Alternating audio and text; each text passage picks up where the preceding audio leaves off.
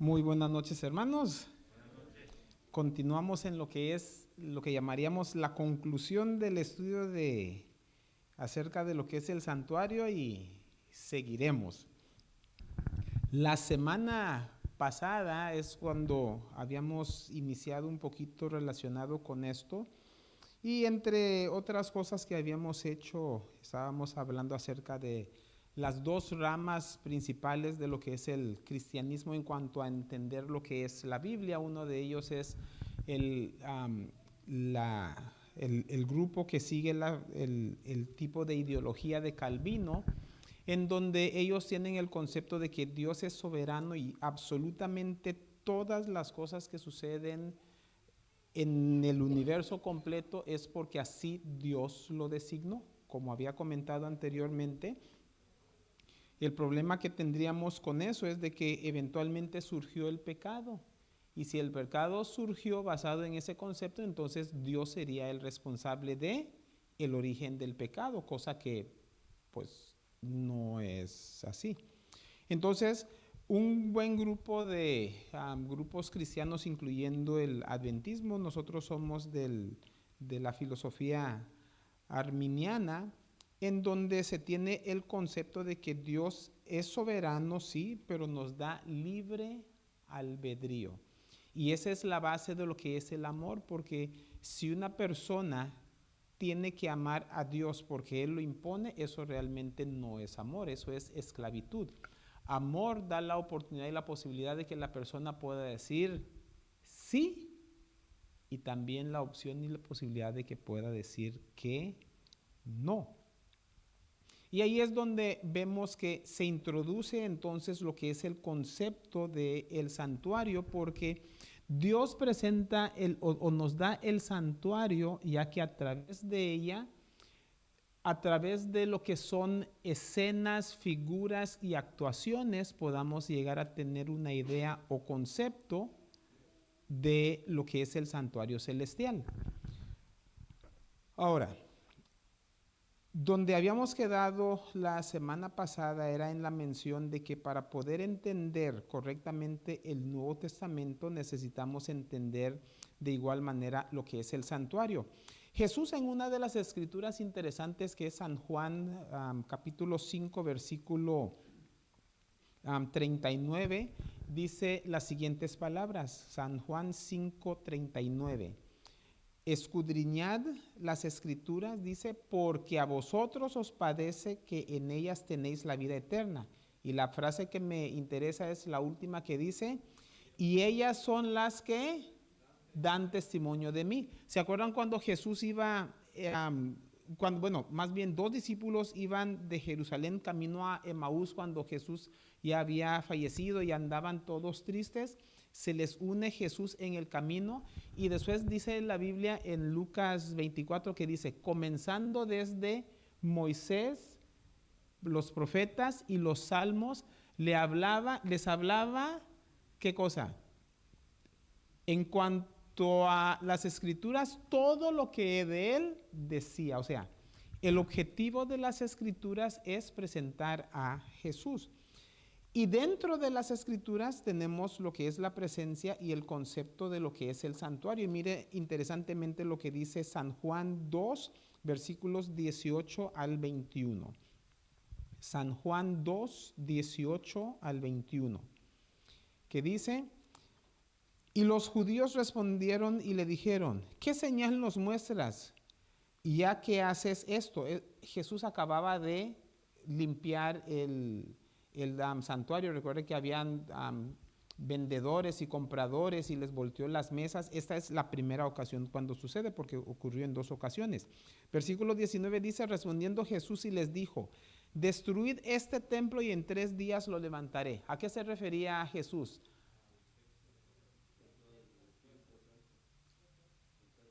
Se refería a él mismo. Y esa en sí era una profecía, porque en realidad lo iban a hacer y él iba a cumplir lo que había dicho y resucitó al tercer día. Pero ellos tenían el concepto de que se refería a qué cosa?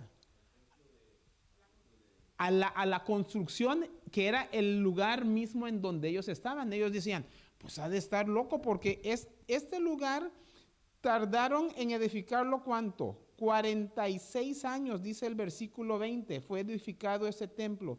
Y tú en 3 días lo levantarás.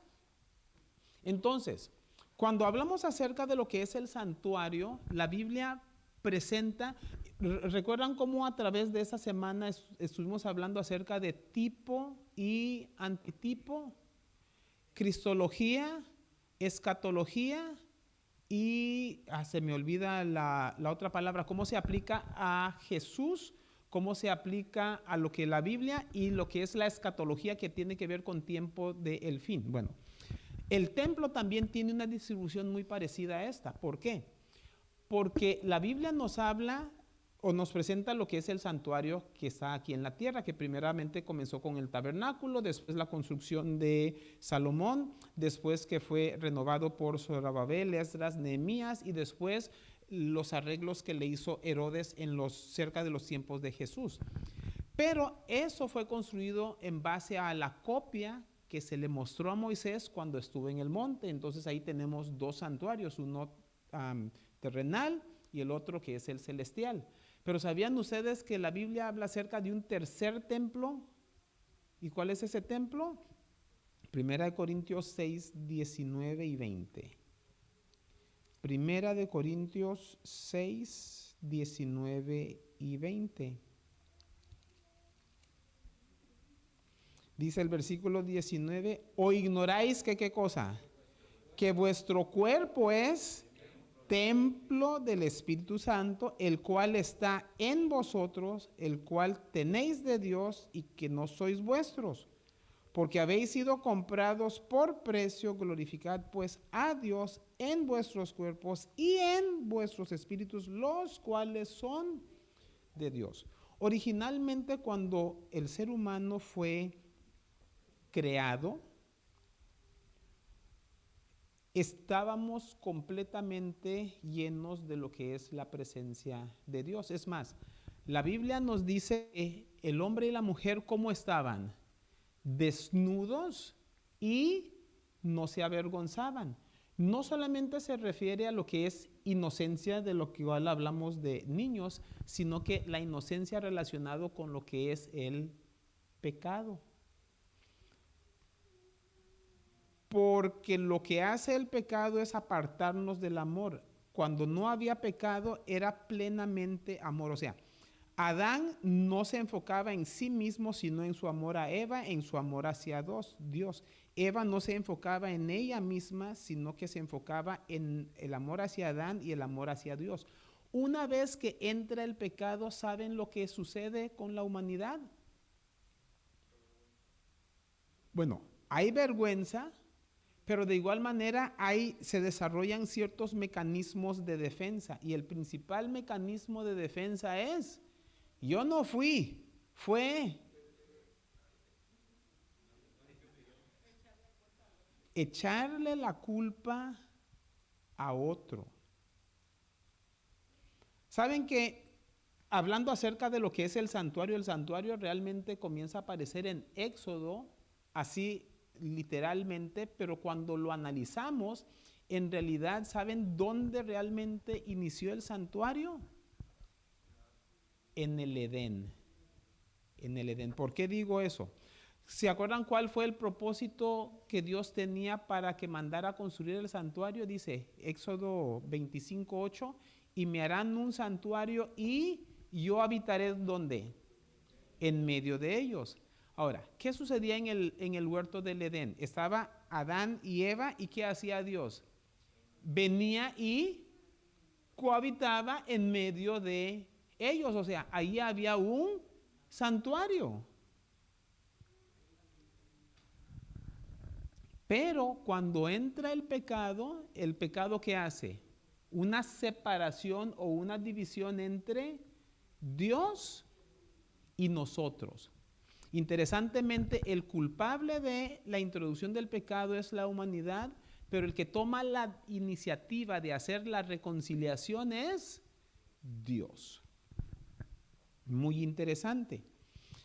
Ahora, el santuario de igual manera involucra lo que es el aspecto de juicio. ¿A quién le gusta que lo juzguen?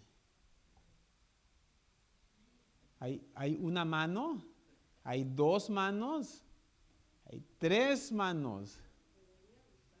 Debería de gustarnos. Ahora, todo depende de la idea y el concepto que tengamos relacionado con lo que es el juicio. Ajá. Ujú. Pero aun cuando hablamos acerca de juicio en una corte, la mayoría de la gente no le gusta lo que es ese concepto. Hay un pero a eso. Si a usted le han hecho algún daño, adivine qué quiere usted. Que le hagan su justicia. Miremos en Salmo 76, versículo 8 y 9. Porque a través de lo que son los salmos, interesantemente, muchas veces se presenta a los salmistas pidiendo que se les haga interesantemente algo, y eso es que se les haga juicio.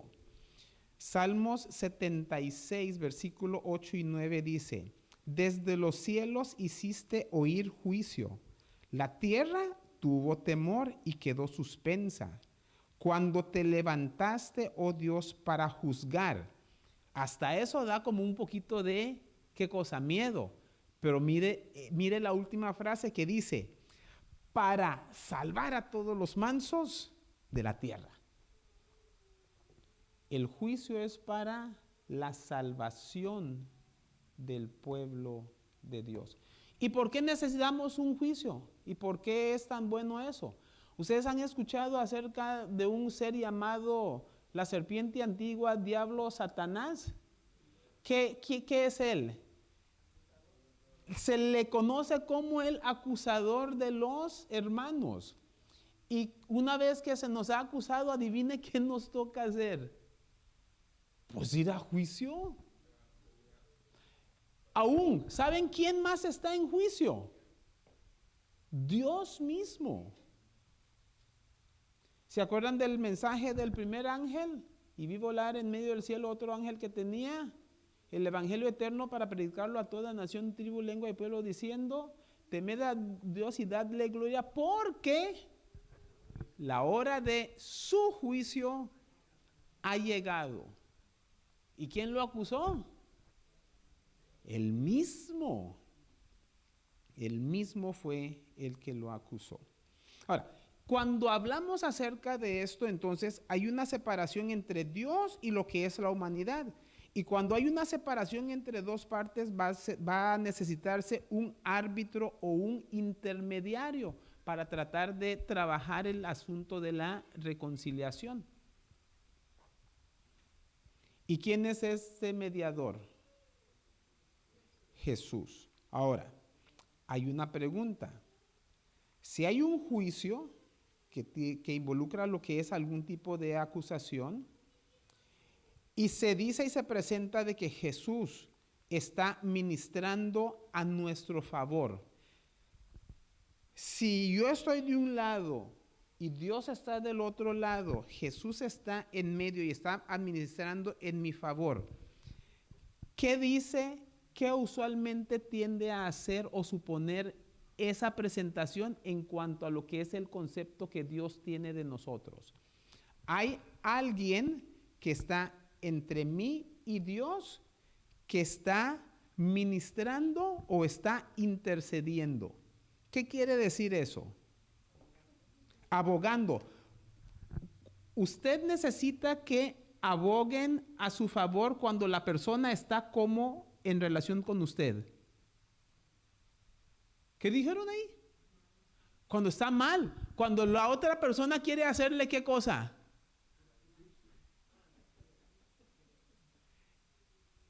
¿Es esa la manera como Dios está con nosotros? Porque todo el escenario estaba presentado. Sí, no, ok. Porque hubo una separación entre Dios y nosotros. Y hay la necesidad de un intermediario entre Dios y nosotros, Jesucristo.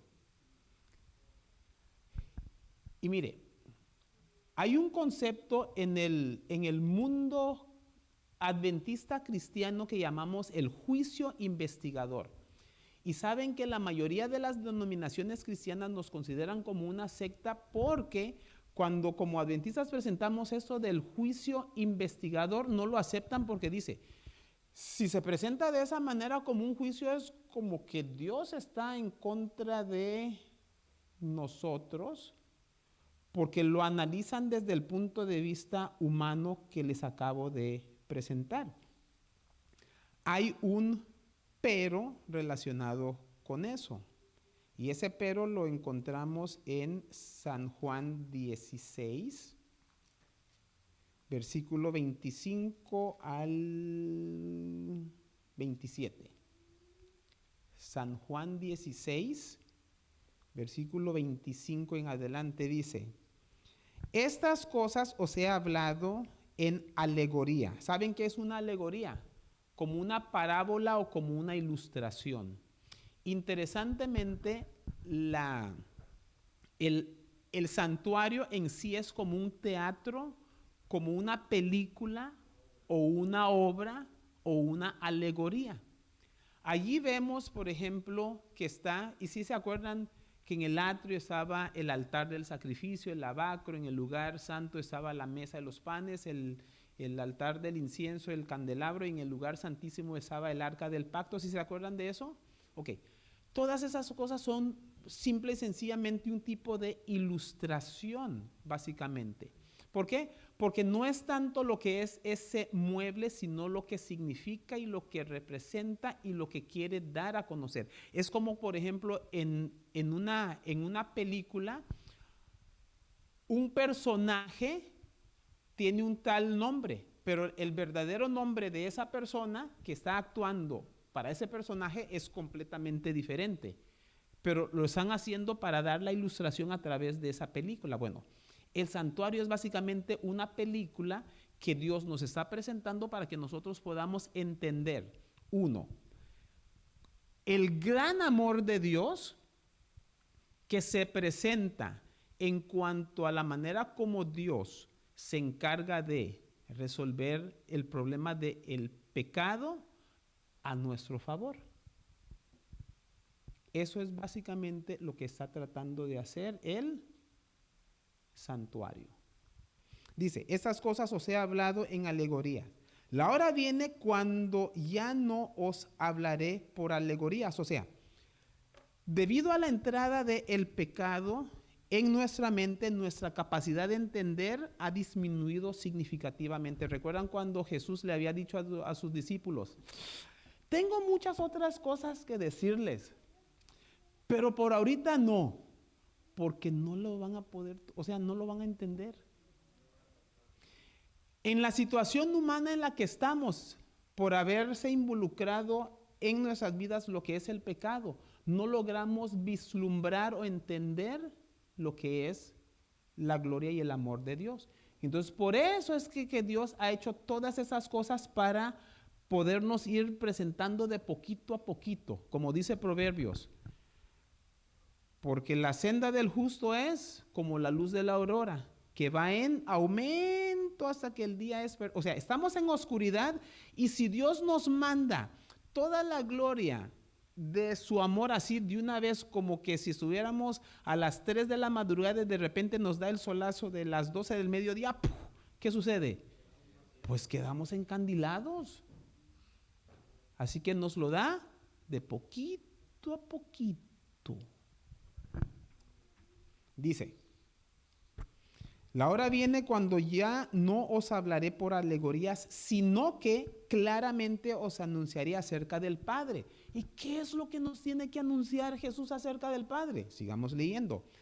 En aquel día pediréis en mi nombre, y no os digo que yo rogaré al Padre por vosotros. Pues entonces, no, pues sigamos leyendo. Dice, versículo 27, pues el Padre mismo, ¿qué cosa? ¿Nosotros entendemos eso o no? No, nosotros decimos que sí, pero en realidad no lo entendemos. ¿Han escuchado ustedes algunas personas que dicen, no, a mí me gusta el Dios del Nuevo Testamento, Jesús, todo amor. Pero ese Dios del Antiguo Testamento, como que, ¿saben que el mundo cristiano tiende a dividir la Biblia en Antiguo Testamento y Nuevo Testamento? Y dice, nosotros somos creyentes del Nuevo Testamento. ¿Y qué hacen con el Nuevo Testamento? Digo, con el Antiguo, ¿qué dije yo? Perdón. Dicen, somos del Nuevo Testamento, no del Antiguo Testamento. ¿Qué hacen con el Nuevo Testamento? Lo echan a votar. Otra vez. Ok. El Antiguo Testamento lo echan a volar. ¿Por qué? ¿Por qué? Porque les hace un cortocircuito la manera como se presenta. ¿Y sabe lo interesante de eso? Todas esas presentaciones del Dios del Antiguo Testamento, adivinen quién es. Es Jesús.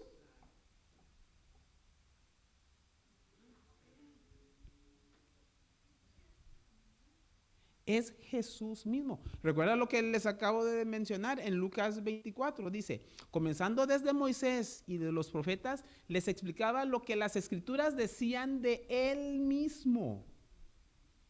Él mismo dijo, antes de que Abraham era, yo soy.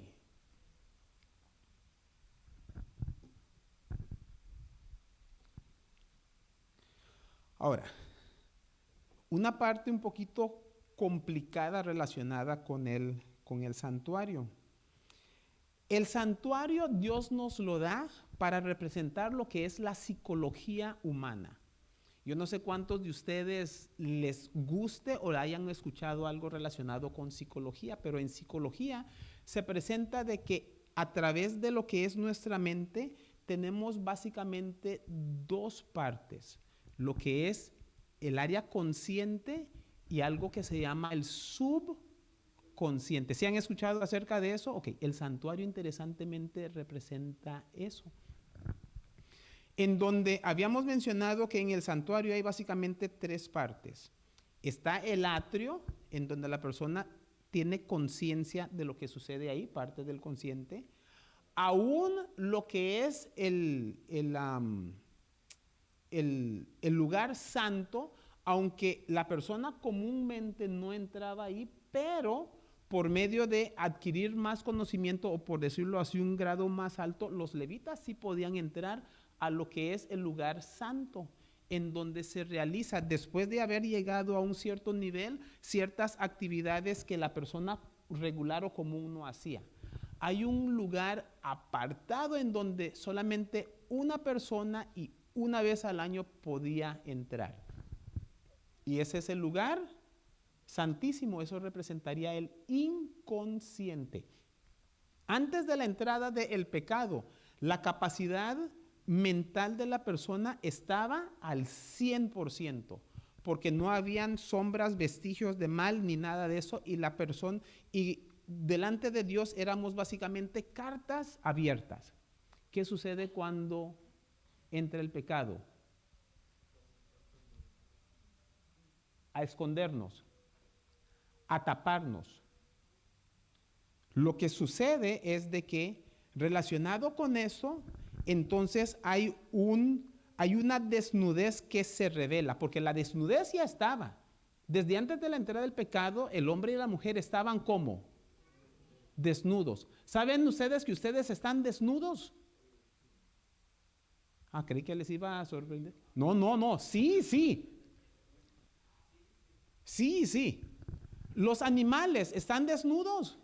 No, ellos tienen pelusa natural. Nosotros tenemos que ponernos pantalón, esperadamente truza también, en estos tiempos de frío, camisetita, camisa y la chamarra. Cuando nos metemos a bañar, pues nos lo quitamos. ¿O ustedes han visto que a un perro salga y se quite a su piel y se mete a bañar y es... Pero la gente sí, ¿verdad? ¿Por qué? Porque estamos desnudos y nos tenemos que cubrir. Originalmente basado en lo que nos presenta Salmo 104, porque fuimos hechos a imagen y semejanza de Dios, y dice que Dios está cubierto de luz. Y esa luz es la que cubría a la humanidad también. Pero una vez que entra el pecado, ¿qué cosa sucedió con eso? Se fue. Pero ahora entra lo que es un complejo psicológico en la persona, en donde en vez de estar completamente abierto, ahora comienzan a ver, en psicología hay una cosa que se llama mecanismos de defensa. Los mecanismos de defensa es lo que nosotros tratamos de hacer para protegernos de los ataques de afuera. Y entonces lo que hacemos es que comenzamos a cubrirnos y a escondernos como mecanismos de defensa. Y en medio de eso se nos presenta lo que es el miedo. Y debido al miedo se presenta lo que es el egoísmo. Ponerme a mí en primer lugar en vez de lo que sucedía antes, que era poner al otro en primer lugar. Y ahí comienzan a estarse echando las culpas. Lo interesante es de que la ciencia, especialmente en el área de la psicología, dice que como seres humanos tendemos a utilizar más o menos un 10% de nuestra capacidad mental.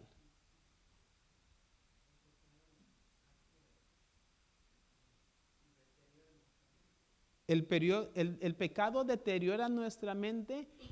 Creo que lo hizo más bien como de golpe, porque deterioro suena como algo gradual. Eso fue una caída de picada ¿perdone?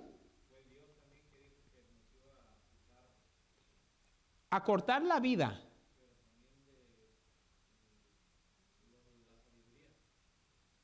Bueno, Dios quiere que tengamos sabiduría.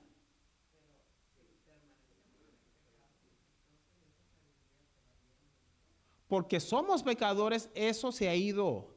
Y entre más aumenta el mal, más se manifiesta. Porque la persona, como personas estábamos funcionando a lo que era el 100.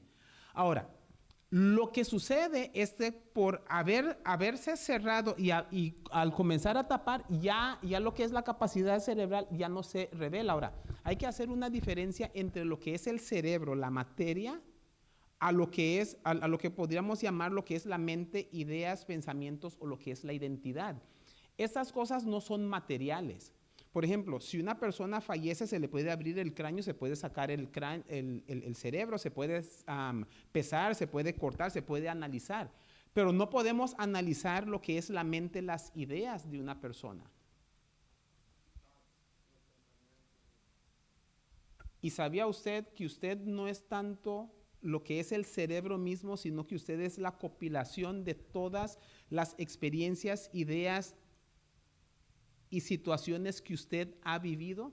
Por eso cada uno de nosotros somos individuos diferentes, porque vemos el mundo diferente, hemos tenido experiencias diferentes, etcétera, etcétera, etcétera.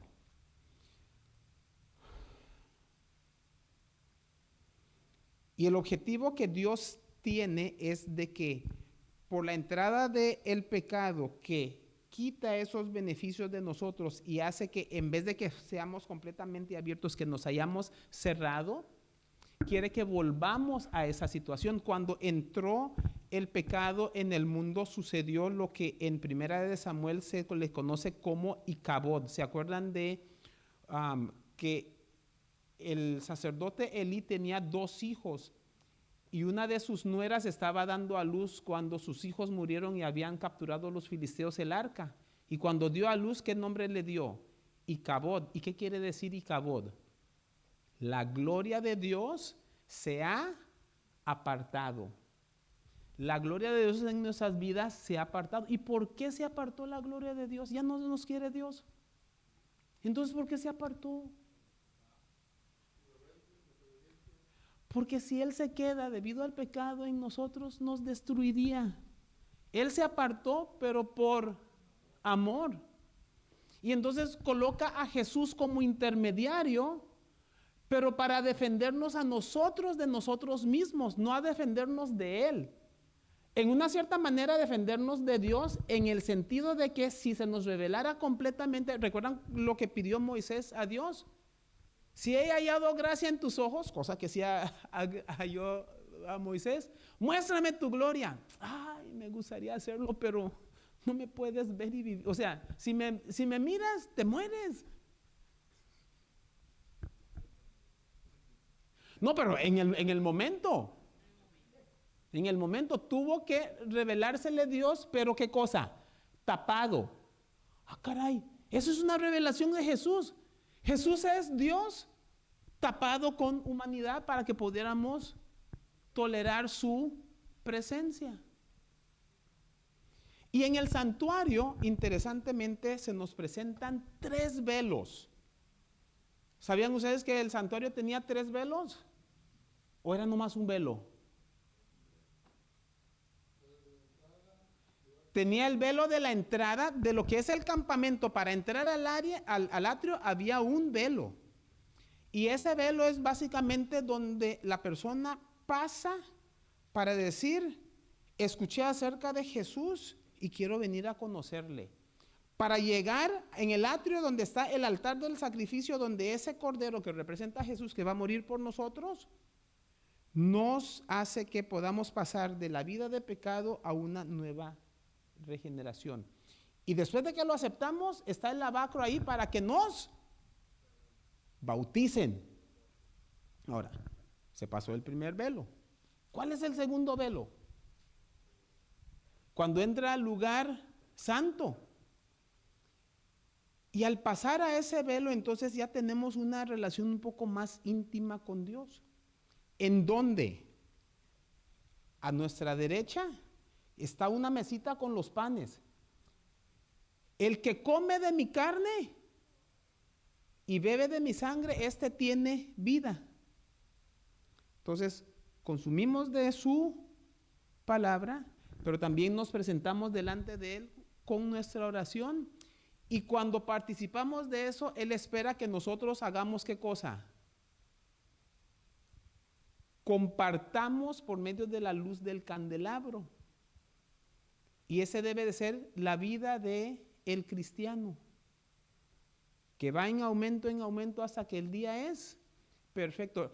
¿Y recuerdan qué es lo que sucedió cuando entró el pecado? Cuando entró el pecado hubo lo que en hebreo se llamaría Icabod. La gloria de Dios se fue. Ahora, ¿la gloria de Dios se manifestaba en el campamento? No. En el campamento no. ¿Se manifestaba en el atrio? No. ¿Se manifestaba en el lugar santo? No. ¿Dónde se manifestaba? ¿Detrás de qué? Del último velo. Detrás del último velo. Entonces, hay una secuencia allí. Estamos en el campamento, o sea, pertenecemos al mundo general, pero nos llega el conocimiento acerca del Señor. Entonces pasamos el primer velo y entramos al atrio.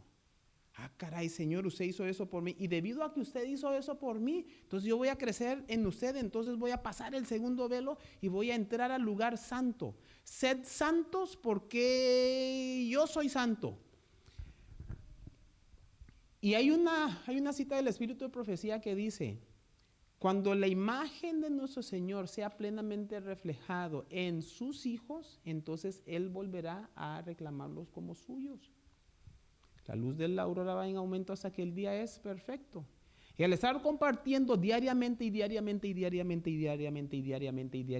de el pan, el incienso y la luz, vamos creciendo a la imagen de Cristo y entonces llegamos a tener la posibilidad de pasar el tercer velo, que es estar delante de la presencia misma de Dios, porque cuando Él se manifestaba, ¿dónde se manifestaba? En medio de los querubines, encima de el propiciatorio que estaba sobre el arca, que contenía los mandamientos de Dios. Lo cual Jesús mismo dijo, si me amas, guarda mis mandamientos. Y para el pueblo de Dios de los últimos tiempos se dice que su característica es, y guardan los mandamientos de Dios y tienen la fe de Jesús. como ya se nos acabó el tiempo, vuelvan la otra semana porque se va a poner más bonito. Y de esa manera concluimos por el día de hoy. Les invito para que colocados en pie podamos concluir con una palabra de oración. Amantísimo Padre, gracias le damos por su palabra. Le damos gracias por esta hermosa ilustración del santuario, a través del cual no solamente vemos el gran amor de Dios por nosotros, sino de igual manera la forma en que Dios trata el aspecto de lo que es el pecado para nuestra salvación. Le pedimos, Señor, que nos ayude no solamente a entenderlo, sino que podamos vivir de acuerdo con eso y que podamos ser ante el mundo luz y de igual manera sal de la tierra. Al salir de ese lugar le pedimos que su bendición nos dirija, nos acompañe ahora y siempre. Y que para el próximo sábado, Señor, en el día que usted ha apartado para su adoración, podamos unirnos nuevamente para adorarle y glorificarle. Le pedimos estas bondades en Cristo Jesús. Amén.